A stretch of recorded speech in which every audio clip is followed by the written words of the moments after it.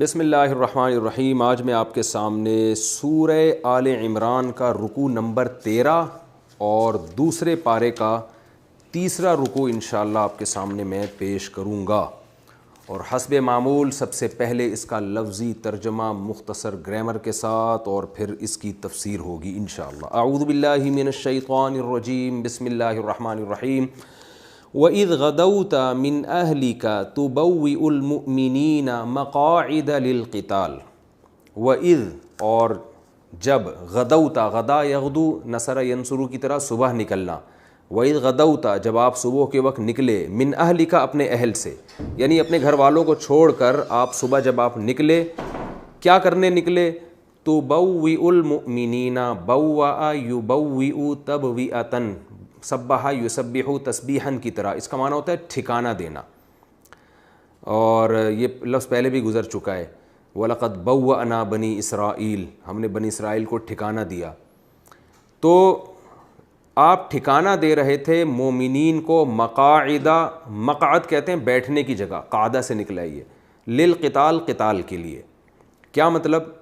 اس وقت کو بھی وہ وقت بھی یاد کرنے کے قابل ہے جب آپ صبح کے وقت اپنے گھر والوں کو چھوڑ کے نکلے، اس طور پر کہ آپ مومنین کو قتال کی جو جگہ ہے نا، جہاں قتال کے لیے بیٹھا جاتا ہے، جو ٹھکانے ہوتے ہیں، جو مورچے ہوتے ہیں، تو ان مورچوں میں آپ مومنین کو ٹھکانہ دے رہے تھے، آپ ان کو بٹھا رہے تھے۔ واللہ سمیع علیم، اور اللہ سننے والا اور جاننے والا۔ یہ غزوہ احد کی طرف اشارہ کیا، اسی کا تذکرہ ہے جو انشاءاللہ تفسیر میں بتاؤں گا میں۔ اذ ہم طائفتان، ہم یہم کا معنی ہوتا ہے ہم یہم، فکر کرنا، ہموم اور فکریں آپ نے لفظ سنا ہوگا۔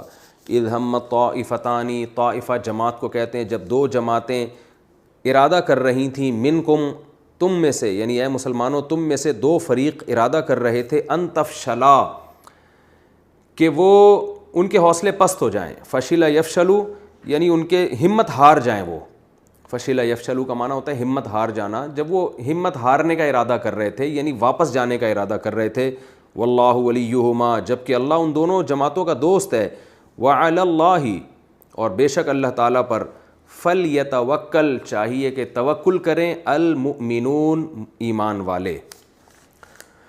وَلَقَدْ نَصَرَكُمُ اللَّهُ بِبَدْرٍ تحقیق مدد کی ہے اللہ نے تمہاری، بِبَدْرٍ بدر میں بھی، وَأَنْتُمْ أَذِلَّةٌ جبکہ تم کمزور تھے۔ ذلیل کہتے ہیں کمزور اور پست کو بھی کہا جاتا ہے، اذلہ اس کی جماعت تھی، جبکہ تم اس وقت بہت کمزور اور پست تھے، بہت خستہ حالت تھی تمہاری۔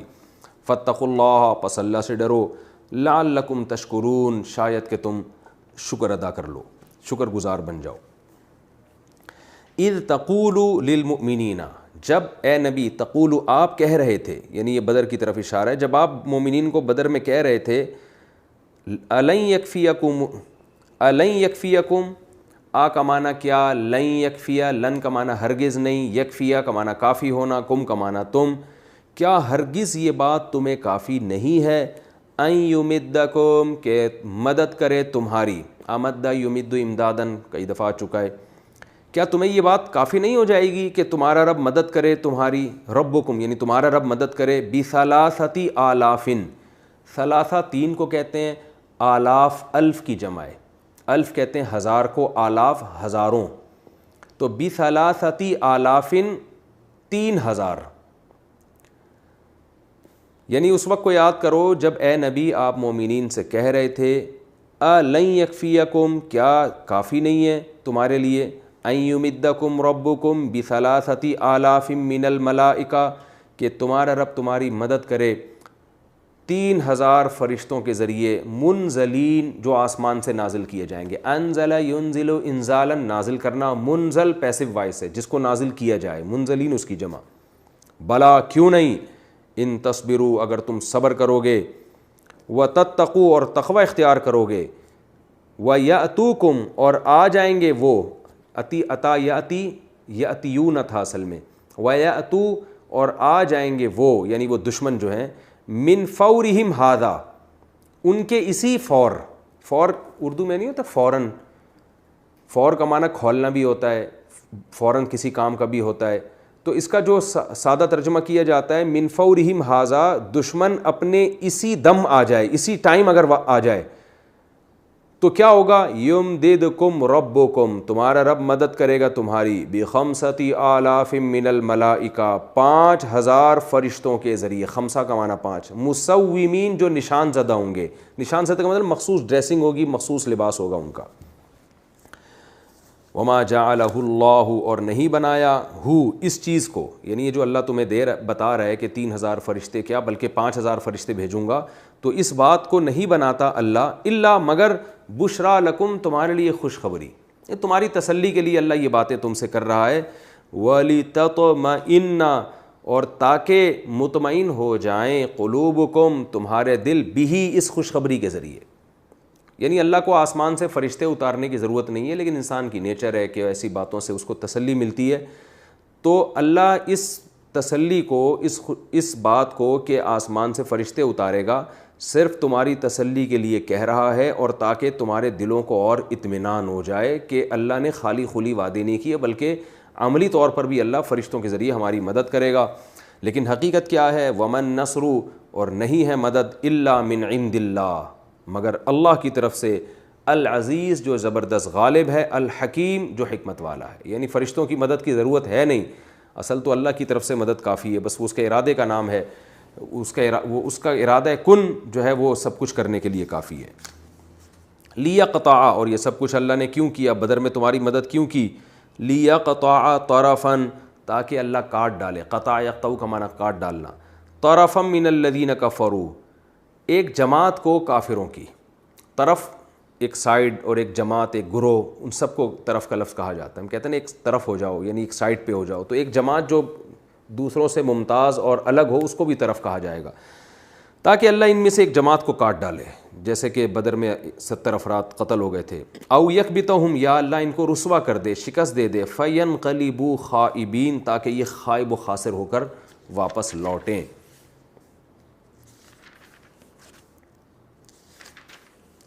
لیس لک من الامر شیء، نہیں ہے اے نبی آپ کے لیے، من الامر، اس معاملے میں سے، شیء، کوئی بھی چیز، تفسیر میں اس کا مفہوم بتاؤں گا میں انشاءاللہ۔ او یتوب علیہم، یا یہ کہ اللہ ان کی توبہ قبول کر لے، او یعذبہم، یا یہ کہ اللہ ان کو عذاب دے دے، فإنہم ظالمون، اس لیے کہ یہ ظالم ہیں۔ وَلِلَّهِ مَا فِي السَّمَاوَاتِ وَمَا فِي الْأَرْضِ، اور اللہ ہی کے لیے ہے جو کچھ آسمانوں میں اور جو کچھ زمین میں، یغفر لمن یشاء، جس کی چاہتا ہے مغفرت کرتا ہے، ویعذب من یشاء، اور جس کو چاہتا ہے اللہ عذاب دیتا ہے، واللہ غفور الرحیم، اللہ زبردست معاف کرنے والا اور رحم کرنے والا ہے۔ یہ تو اس رکوع کا لفظی ترجمہ اور مختصر گرامر ہو گئی۔ اب ہم اس کی تفسیر کی طرف چلتے ہیں۔ اس کی تفسیر سے پہلے اس کا شان نزول سمجھنا ضروری ہے۔ 2 ہجری میں 17 رمضان میں غزوہ بدر کا واقعہ ہوا، جس میں 313 کا مقابلہ ہوا 1000 کے لشکر کے ساتھ، اور اللہ نے 313 کو 1000 پر غالب کیا، اور ان 1000 میں 70 بڑے بڑے کافروں کے سردار مارے گئے تھے۔ بہت بڑی ذلت تھی، بہت بڑی شکست تھی۔ اور اس غزوہ بدر میں اللہ نے مومنین سے وعدہ بھی کیا تھا، کیونکہ مسلمان بہت کمزور تھے، انسان ظاہری اسباب سے اس کو تسلی ہوتی ہے، تو اللہ نے ایمان والوں سے وعدہ کیا تھا کہ میں تمہاری 3000 فرشتوں کے ذریعے مدد کروں گا، جن کے مخصوص لباس ہوں گے۔ یعنی مخصوص لباس اصل میں اس کی علامت تھا کہ یہ اسپیشل تمہاری مدد ہی کے لیے اترے ہیں، کیونکہ اکثر جو لڑنے والے فوجی ہوتے ہیں ان کی مخصوص ڈریسنگ ہوتی ہے، مخصوص وردی ہوتی ہے ان کی۔ اور پھر اللہ نے اس تعداد کو بڑھا دیا کہ اگر تم مکمل اطاعت کرو گے، تقوی اختیار کرو گے، تو 3000 کے بجائے میں 5000 فرشتے نازل کروں گا، اور وہ نازل ہوئے۔ بعض صحابہ نے اپنی آنکھوں سے دیکھے بھی، احادیث میں اس کا تذکرہ ملتا ہے۔ تو اس میں مسلمانوں کو غلبہ ہوا، تو مشرکین مکہ یہ جو ذلت ہوئی تھی اس کا انتقام لینا چاہتے تھے، اور حضرت ابو سفیان اور حضرت خالد ابن ولید رضی اللہ عنہما، جو اس وقت تک مسلمان نہیں ہوئے تھے، ان کی قیادت میں انہوں نے ایک لشکر تشکیل دیا کہ ہم مدینہ پہ چڑھائی کرتے ہیں اور مدینہ کو صفحہ ہستی سے ہم مٹا دیں گے۔ اور بالآخر انہوں نے 3 ہجری میں شوال کے درمیان میں، یعنی اگلے سال، تقریباً 1 سال گزرا تھا، وہ مدینہ میں آئے چڑھائی کے لیے، اور رسول اللہ صلی اللہ علیہ وسلم نے صحابہ سے مشورہ لیا کہ ہم مدینہ کے اندر رہ کے لڑیں یا مدینہ کے باہر جا کے لڑیں۔ تو جو بڑے بزرگ صحابہ تھے، خود نبی کا اپنا مشورہ بھی یہ تھا کہ ہم مدینہ کے اندر رہ کے لڑتے ہیں، اس میں ہم دفاع کر سکتے ہیں زیادہ، کیونکہ دشمن طاقتور ہے، ہم ایکسپوز ہو جائیں گے، بالکل نمایاں ہو جائیں گے، تو اس میں ہماری شکست کا اندیشہ زیادہ ہے۔ لیکن زیادہ صحابہ نے مشورہ یہ دیا کہ باہر نکل کے لڑیں گے، تو آپ نے بھی پھر ارادہ کر لیا کہ ہم باہر جا کے ہی لڑیں گے۔ تو ادھر سے کفار کا لشکر تھا 3000 اور ادھر 1000 مسلمان تھے جو لڑائی کے لیے نکلے، جن میں عبداللہ ابن ابی ابن سلول جو منافقین کا سردار تھا، وہ پہلے ہی پس و پیش سے کام لے رہا تھا کہ یہ کیا 1000 افراد 3000 سے کہاں لڑیں گے، یہ تو اور باہر نکل کے لڑ رہے ہیں، تو مروانے والی باتیں ہو رہی ہیں۔ اور آگے اللہ نے اگلے رکوع میں اس کے ان منافقین کے الفاظ بھی ذکر کیے ہیں، لو نعلم قتال لاتبعناکم، ہم اگر اس کو جہاد سمجھتے، قتال سمجھتے تو ہم جاتے، یہ تو خودکشی ہے، کوئی لڑائی تھوڑی ہے۔ تو اس قسم کی فضول باتیں کرتا رہا، وہ نکل تو کیا، مجبوری تھی، کیونکہ تانے پڑتے لوگوں کے کہ بھائی جب قوم کو ضرورت ہوئی ہے لڑنے کی تم پیچھے بیٹھے ہوئے ہو، تو نکل تو گیا وہ عبداللہ بن ابی بن سلول، مگر باتیں سارے راستے باتیں بناتا رہا بیٹھ کے۔ تو قرآن نے اگلے رکوع میں اس کا بھی تذکرہ کیا ہے۔ تو اس کمبخت نے کیا کیا، جا کے اتنی باتیں کرتا رہا ہے کہ عین میدان جنگ سے پھر 300 افراد کو واپس لے آیا، وہ اس کی باتوں میں آ گئے وہ 300 آدمی، تو 1000 میں سے 700 افراد رہ گئے۔ آپ کو پتہ ہے جب لڑائی بھی سخت ہو اور اس قسم کی نیگیٹیوٹی پھیلانے والے لوگ موجود ہوں اور ساتھ ساتھ وہ حوصلے پست کر رہے ہوں، تو بہت سے بلند حوصلوں والوں کے حوصلے بھی پست ہو جاتے ہیں۔ یعنی اس موقع پہ تو موٹیویشن کی ضرورت ہوتی ہے، بجائے نیگیٹیوٹی پھیلانے کی اور یہ باتیں کہ یہ کیا ہو رہا ہے، یہ تو لڑائی تھوڑی ہے، ہم تو لڑ نہیں سکتے، یہ تو مدینہ کے اندر رہ کے لڑنا تھا، باہر کیوں آ گئے، یہ تو غلط ہو گیا، یہ صحیح نہیں ہو رہا، اور اندر رہ کے ہم دفاع زیادہ اچھا کر سکتے تھے، اس طرح کی باتیں وہ کرنے لگا۔ تو 300 افراد جن میں کچھ منافق تھے، کچھ مخلص لوگ بھی تھے، اس کی باتوں میں آ گئے اور وہ واپس چلے گئے۔ جب وہ واپس گئے ہیں تو جو 700 باقی رہ گئے تھے ان کے حوصلے بھی پست ہونے لگے۔ ان میں 2 قبیلے تھے، بنو سلمہ اور ایک اور قبیلے کا نام تھا بنو حارثہ۔ تو یہ 2 قبیلوں کا بھی جو ہے نا ایمان ڈگمگانے لگا۔ انہوں نے بھی ارادہ کیا بھائی یہ ہمارے مشورے پر عمل نہیں کیا گیا، ہم لڑائی کے لیے تو تیار ہیں لیکن یہ باہر نکل کے لڑنا تو صحیح نہیں ہے، یہ تو صحیح نہیں ہو رہا۔ تو ان کے بھی حوصلے پست ہونے لگے، لیکن قرآن کہتا ہے کہ اللہ ان کا دوست تھا، یہ مخلص جماعتیں تھیں، تو اللہ نے ان کے دلوں کو تھام لیا اور شیطان کے وسوسوں سے ان کو بچا لیا، اور عبداللہ بن ابی بن سلول کے جو فتنہ تھا اس سے اللہ نے ان کو بچا کے ان کے دلوں کو مضبوط کر لیا۔ شروع میں ان کا ارادہ ہوا کہ ہم بھی واپس چلتے ہیں، لیکن جب ان کے دلوں کو اللہ نے تھام لیا، ان کو اچھے عمل کی توفیق دی، تو انہوں نے کہا نہیں ہم نہیں جائیں گے، اور یہ ہو نہیں سکتا کہ نبی صلی اللہ علیہ وسلم کو ہم میدان میں اس طرح سے چھوڑ کے چلے جائیں۔ تو اگر یہ واپس چلے جاتے تو اور نقصان ہوتا۔ بہرحال یہ وہیں ٹھہر گئے، تو 700 افراد وہاں ٹھہر گئے اور 300 واپس چلے گئے۔ تو اس پھر 700 افراد میں سے ایک گھاٹی تھی جہاں نبی صلی اللہ علیہ وسلم کو یہ خطرہ تھا کہ اگر ہمیں فتح ہو بھی جاتی ہے تو دشمن واپس جا کے اس گھاٹی سے پلٹ کے حملہ کر سکتا ہے ہماری پشت کی طرف سے۔ تو اس گھاٹی پر آپ صلی اللہ علیہ وسلم نے حضرت عبداللہ ابن جبیر رضی اللہ تعالیٰ عنہ کو امیر بنا کے 50 تیر انداز وہاں اپنے بٹھا دیے کہ بھئی دشمن کو یہاں سے آنے نہ دینا، اور ان کو حکم دیا کہ جب تک میں تمہیں حکم نہ دوں یہ علاقہ، یہ گھاٹی تم نے چھوڑنی نہیں۔ آج بھی وہ گھاٹی مدینہ میں موجود ہے، لوگ زیارت کرتے ہیں اس کی۔ لیکن کیا ہوا کہ جنگ میں فتح ہوئی، مسلمانوں کو مال غنیمت لوگ جمع کرنے لگے، تو عبداللہ بن جبیر کے بہت سے ساتھیوں نے کہا کہ بھئی اب تو جنگ میں فتح ہو گئی ہے، لوگ مال غنیمت جمع کر رہے ہیں، چلو ہم بھی چل کے مال غنیمت جمع کرتے ہیں۔ حضرت عبداللہ بن جبیر نے ان کو روکا، بھئی ابھی نبی نے میں آرڈر کا انتظار کر رہا ہوں، جب تک نبی حکم نہیں دیں گے میں نہیں یہاں سے جگہ چھوڑوں گا۔ انہوں نے کہا بھئی نبی کا حکم تو وہ لڑائی کے لیے تھا، اب تو جنگ ختم ہو گئی ہے۔ بہرحال انہوں نے امیر کی بات نہ مانی، اور یہ اجتہادی خطا ہوئی ان صحابہ سے، یہ سوچ کے کہ بھئی یہ تو جنگ کی حد تک تھا نا، ابھی تو جنگ ختم ہو گئی ہے، اور یہ بالآخر وہ گھاٹی چھوڑ کے چلے گئے۔ جب خالد ابن ولید نے دیکھا کہ یہ گھاٹی میں تو تھوڑے سے افراد ہیں، یعنی انہوں نے واپس پلٹ کے ارادہ کیا اس گھاٹی میں آنے کا، دیکھا چند افراد ٹھہرے ہوئے ہیں، تو وہ چند افراد اتنی بڑی فوج کے سامنے کہاں ٹھہر سکتے تھے، انہوں نے ان چند کو شہید کیا اور پچھلی جانب سے صحابہ کرام پہ حملہ کیا، جس سے جیتی ہوئی جنگ مسلمان ہار گئے، اور 70 افراد جو بڑے بڑے صحابہ تھے، جن میں آپ صلی اللہ علیہ وسلم کے چچا حضرت حمزہ رضی اللہ تعالیٰ عنہ سمیت 70 افراد شہید ہو گئے۔ تو پھر جب یہ شہید ہوئے ہیں تو جنگ بالکل ہی پاسا ہی پلٹ گیا۔ اس دوران آپ صلی اللہ علیہ وسلم کا دندان مبارک بھی شہید ہو گیا، اور یہ خبر بھی پھر افواہ بھی پھیل گئی کہ آپ صلی اللہ علیہ وسلم شہید ہو چکے ہیں. اس سے اور زیادہ صحابہ کے حوصلے پست ہوئے. بعض لوگوں نے تو تلوار اٹھا لی اور کہا کہ اب زندہ رہنے کا فائدہ کیا. تو یہ پورا یہ جو ہے یہ آگے جتنے 2-3 رکوع ہمارے چلیں گے اس میں یہ جب تک آپ کے سامنے پورا واقعہ نہیں ہوگا یہ رکوع سمجھ میں آئیں گے نہیں آپ کے. پھر شکست ہوئی اور پھر منافق جو عبداللہ بن ابی تھا اس کو باتیں بنانے کا موقع مل گیا. اچھا جب یہ شکست ہوئی ہے تو صحابہ کرام میں بہت سوں کے میدان یعنی جنگ کے میدان سے قدم اکھڑ گئے اور وہ راہ فرار انہوں نے اختیار کی. لیکن ایک جگہ جا کے انہوں نے پڑاؤ ڈالا, زخموں سے چور تھے. تو خالد بن ولید نے سوچا, حضرت خالد بن ولید جو اس وقت مسلمان نہیں ہوئے تھے, انہوں نے سوچا اب یہ زخموں سے چور ہیں تو میں دوبارہ پلٹ کے ان پہ حملہ کرتا ہوں تاکہ یہ قصہ ہی ختم ہو جائے. تو منافقین نے آ کے ان کو ڈرانا شروع کر دیا, ان الناس قد جمعوا لکم فاخشوہم فزادہم ایمانا, کہ منافقین نے آ کے کہا کہ بھئی اب تو یہ دوبارہ لشکر جمع ہو رہا ہے تو اب تو ڈرو, اب تو اور ابھی تو تم زخموں سے چور ہو, اس وقت صحیح تھے تو شکست ہو گئی, اب تو بالکل ہی قلع کما ہو جائے گا. لیکن صحابہ کرام نے ہمت کی اور نبی صلی اللہ علیہ وسلم نے بھی ان کے حوصلے پس جو بلند کیے اور ان کو ہمت دلائی کہ تم بھاگنے والے نہیں ہو, تم تو پلٹ کے حملہ کرنے والے لوگ ہو.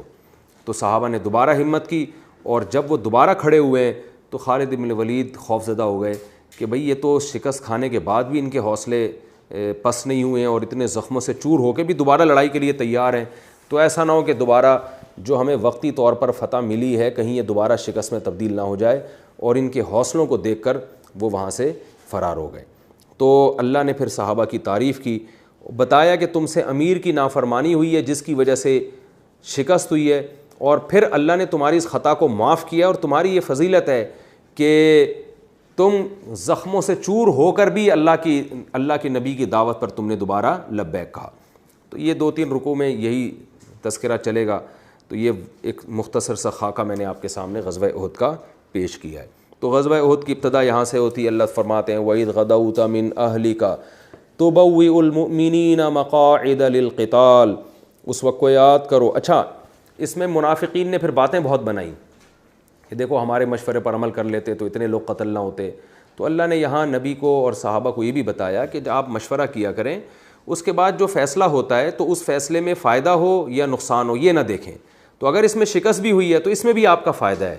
اور یہ جو منافقین باتیں بنا رہے ہیں کہ ہم دیکھو ہم تو بچ گئے اور ہم تو پہلے منع کر رہے تھے کہ نہ جاتے تو یہ نقصان نہ ہوتا, تو اللہ نے بتا دیا کہ یہ سب کچھ اللہ کی طرف سے, اس میں بھی تمہاری خیر ہے. آئندہ کے لیے سوچو, پچھلی باتوں پہ سوچ کے اپنے حوصلے پست نہ کرو. شہید ہو بھی گئے تو بھی فائدہ ہے. اللہ نے ان کے لیے جنت کے باغات رکھے ہیں جو شہید ہوئے ہیں, جو زخمی ہوئے ہیں ان کے لیے اللہ نے وعدے کیے ہیں. تو فَإِذَا عَزَمْتَ فَتَوَكَّلْ عَلَى اللَّهِ, جب بھی مشوروں کے بعد کوئی فیصلہ کیا کرو تو پھر اللہ پہ توکل کیا کرو. فائدہ ہو تو بھی ٹھیک ہے, نقصان ہو تو بھی اسی میں تمہارا فائدہ ہے, اور ان منافقین کے پروپیگنڈے میں مت آؤ.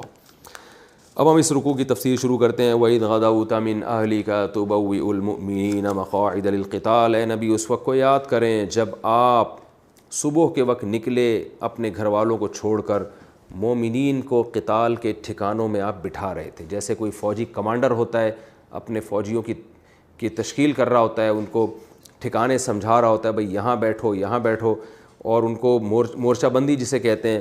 واللہ سمیع علیم, اللہ سننے والا اور جاننے والا, اللہ یہ سارا منظر دیکھ رہا تھا. اس کے بعد کیا ہوا؟ اذ ہمت طائفتان منکم ان تفشلا, تم میں 2 جماعتوں جو تمہیں میں سے تھیں, مسلمان تھی منافق نہیں تھی, ان کا یہ ارادہ ہو گیا ان تفشلا کہ ان کے وہ ہمت ہار جائیں, یعنی وہ منافقین کے پروپیگنڈے کی وجہ سے. اور وہ بنو حارثہ اور بنو سلمہ تھے. واللہ ولیہما, حالانکہ اللہ تو ان کا دوست تھا, تو اللہ نے ان کو ہمت ہارنے نہیں دی.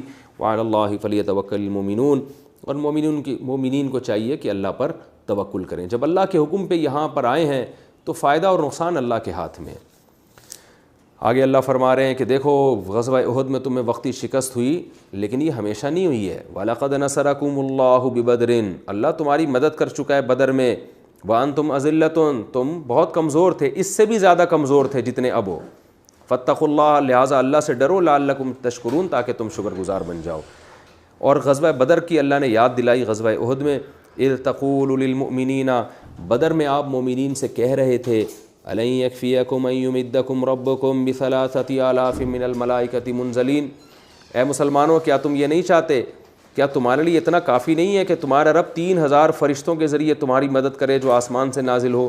بلا, کیوں نہیں مدد کرے گا وہ، بلکہ اس سے بھی زیادہ کرے گا. ان تصبروا وتتقوا، اگر تم صبر سے کام لوگے نا، میدان جنگ میں ڈٹے رہو گے اور تقوی اختیار کرو گے، نبی کی اطاعت کرو گے، تو 3 نہیں، وَيَأْتُوكُم مِّن فَوْرِهِمْ هَٰذَا، اور دشمن بھی علی الفور آ جائے، فوراً دشمن بھی اگر آ گیا تو بھی گھبراؤ مت. یمددکم ربکم، تمہارا رب مدد کرے گا تمہاری، بخمسۃ آلاف من الملائکۃ مسومین، 5000 فرشتوں کے ذریعے جو نشان زدہ ہوں گے، جو مخصوص لباس میں ہوں گے.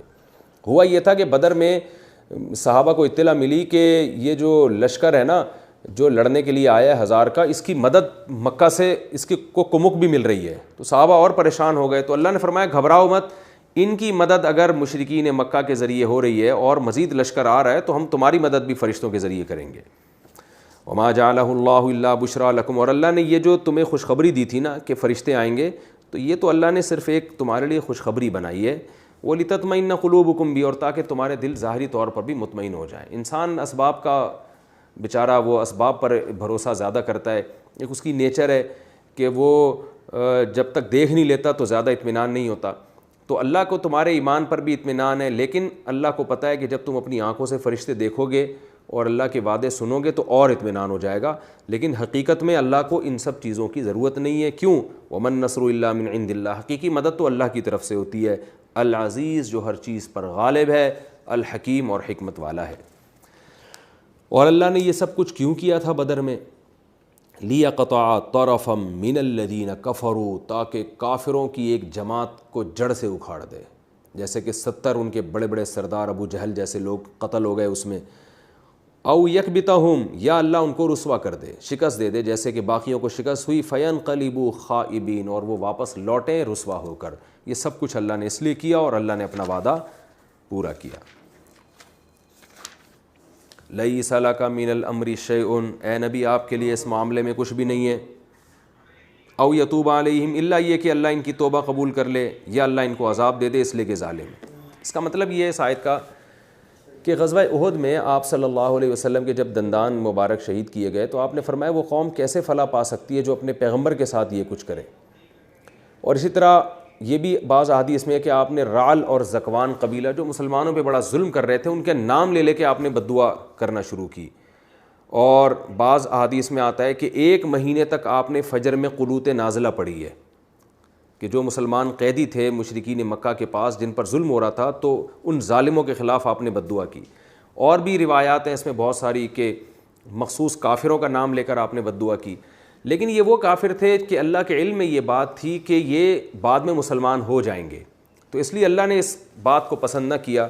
اور اللہ نے آپ صلی اللہ علیہ وسلم سے فرمایا لیس لک من الامر شیء، اے نبی آپ کے لیے اس معاملے میں کچھ بھی نہیں ہے. یہ کنایہ ہے کہ آپ کو کیا اس سے کہ یہ اسلام لاتے ہیں یا نہیں لاتے، یہ ظلم سے توبہ کرتے ہیں یا نہیں کرتے، آپ تو مبلغ ہیں، آپ دعوت دیں، یہ اللہ کا کام ہے. او یتوب علیہم، کہ یا تو اللہ ان کی توبہ قبول کر لے گا، او یعذبہم، یا اللہ ان کو خود ہی عذاب دے دے گا اس لیے کہ یہ ظالم ہے. یعنی اگر اللہ عذاب دے تو وہ بھی ٹھیک ہے اس لیے کہ یہ ظالم ہے، ان کو سزا ملنی چاہیے، اور اللہ ان کو معاف کر کے توبہ کی توفیق دے دے تو اللہ کی رحمت سے یہ بھی بعید نہیں ہے. اور یہ توبہ کریں گے تو فائدہ کل آپ کو ہوگا. یہی عرب لوگ کل ہدایت حاصل کر کے آپ کا دست و بازو بنیں گے، جیسے کہ خالد بن ولید کو اللہ نے توبہ کی توفیق دی، ابو سفیان رضی اللہ عنہ کو اللہ نے توبہ کی توفیق دی، اور یہی لوگ اسلام کی سربلندی کا پھر بعد میں ذریعہ اور سبب بنے.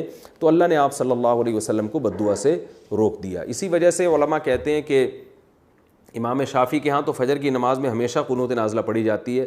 جمہور علماء کے ہاں کوئی بہت سخت مخصوص حالات ہوں تو اس میں تو پڑھی جائے گی، نارملی نہیں پڑھی جائے گی. لیکن یہ بھی اس کافر کے بارے میں جس کے بارے میں ہمیں پتہ نہ ہو کہ یہ ہدایت مقدر میں ہے یا نہیں. نبی کو اس لیے روک دیا گیا کہ اللہ کے علم میں یہ تھا کہ نبی جن کافروں کا نام لے کے بد دعا کر رہے ہیں کل ان کو ہدایت ملنی ہے، تو اس لیے آپ صلی اللہ علیہ وسلم کو اللہ نے منع کر دیا. آگے فرمایا وَلِلَّهِ مَا فِي السَّمَاوَاتِ وَمَا فِي الْأَرْضِ، سارے اختیارات اللہ کے پاس ہیں. تو اللہ عذاب بھی دے سکتا ہے، اللہ رحم کر کے توبہ کی توفیق بھی دے سکتا ہے. تو ساری ملکیت اللہ کے پاس ہے. یغفر لمن یشاء، جس کو چاہتا ہے، جس کی چاہتا ہے مغفرت کرے. ویعذب من یشاء، جس کو چاہتا ہے اللہ عذاب دے. واللہ غفور الرحیم، اللہ غفور اور رحیم ہے. کیا مطلب؟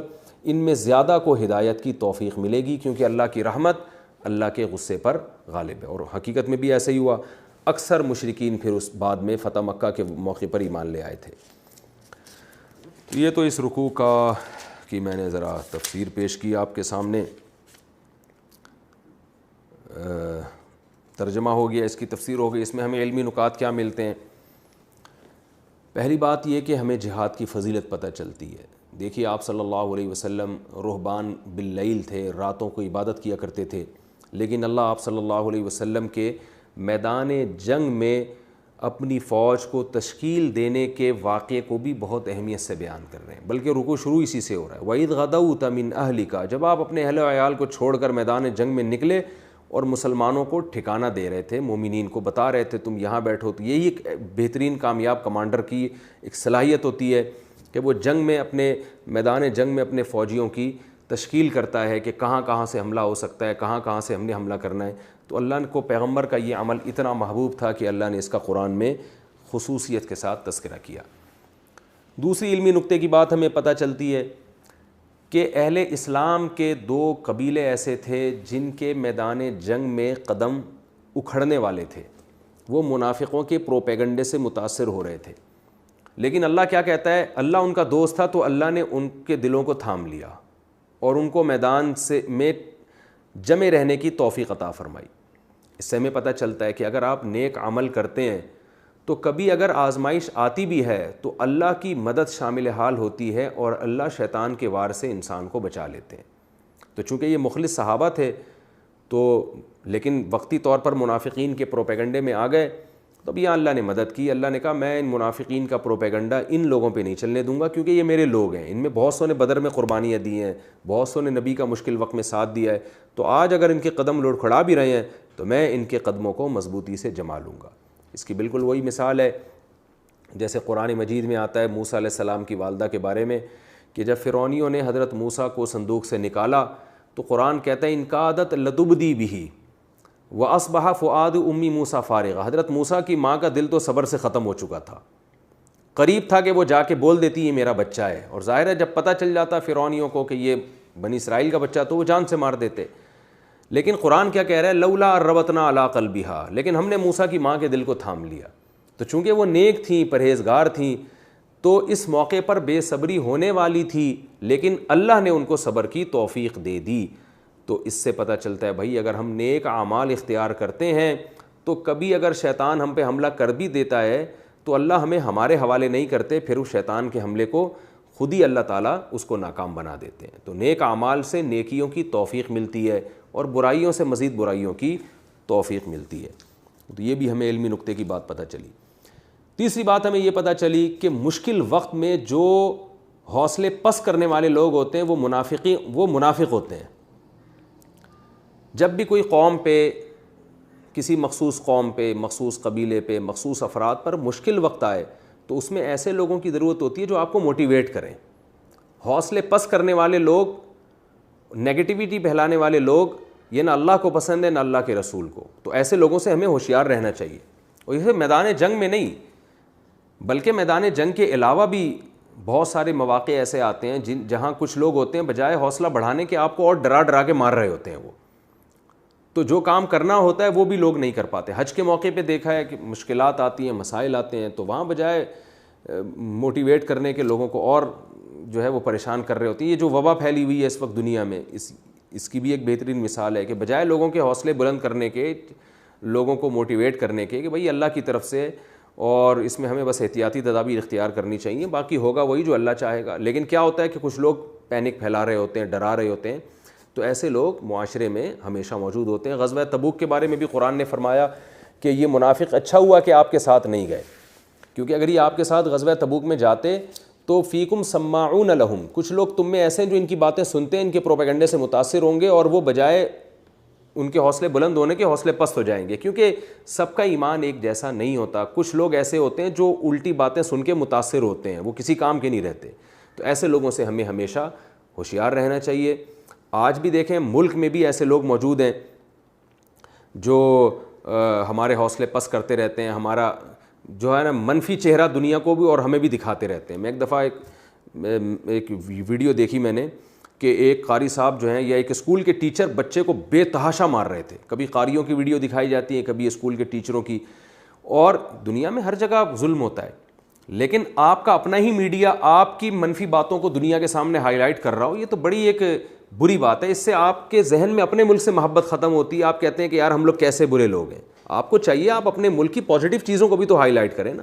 منفی باتیں پھیلا پھیلا کے اپنے حوصلے پست کرنا, اپنے ملک کی محبت کو ختم کرنا, تو اس سے کوئی فائدہ نہیں ہوتا. تو ایسے لوگوں سے ہمیں ہوشیار رہنا چاہیے. اس میں ہمیں یہ بھی پتہ چلتا ہے کہ اللہ تعالیٰ ہماری مدد ظاہری لحاظ سے بھی کرتے ہیں. اللہ کو کسی کی مدد کی ضرورت نہیں ہے, لیکن اللہ تعالیٰ کیا فرما رہے ہیں, غزوہ بدر میں مسلمانوں کو کہہ رہے ہیں تم 313 ہو لیکن میں فرشتے آسمان سے نازل کروں گا, اور اللہ نے نازل کیے بھی. تو قرآن میں یہی مضمون دوسری جگہ پر بھی اللہ نے بتایا کہ تتنزل علیہم الملائکۃ الا تخافوا ولا تحزنوا وابشروا بالجنۃ التی کنتم توعدون. جب کوئی شخص شریعت پہ چلتا ہے اور اسے مشکلات کا سامنا کرنا پڑتا ہے معاشرے کی طرف سے, خاندان کی طرف سے, تو صرف اتنا نہیں ہے کہ قرآن اس کو تسلیاں دیتا ہے جنت کی, بلکہ قرآن کہتا ہے ہم ان کے دلوں پہ فرشتے نازل کرتے ہیں, جو فرشتے ان کو بشارتیں دے رہے ہوتے ہیں کہ غم نہ کرو, صبر کرو, اللہ نے تمہارے لیے آخرت تیار کر کے رکھی ہے. تو یہ اللہ کی ایک رحمت ہے جو صرف میدان جہاد میں نہیں ہوتی, بلکہ کہیں بھی کوئی مشکلات ہوں گی تو اللہ کی طرف سے فرشتے نازل ہوتے ہیں. کوئی خاتون شرعی پردہ کرنا چاہتی ہیں, معاشرہ رکاوٹ بن رہا ہے, ان کے معاشرے میں رواج نہیں ہے, وہ پردہ کر لے, یہ نہ سوچے کہ یہ کام میرے لیے مشکل ہے. آپ ایک کام کریں گی انشاءاللہ اللہ آپ کے دل پہ فرشتے نازل کرے گا جو آپ کو تسلی دیں گے.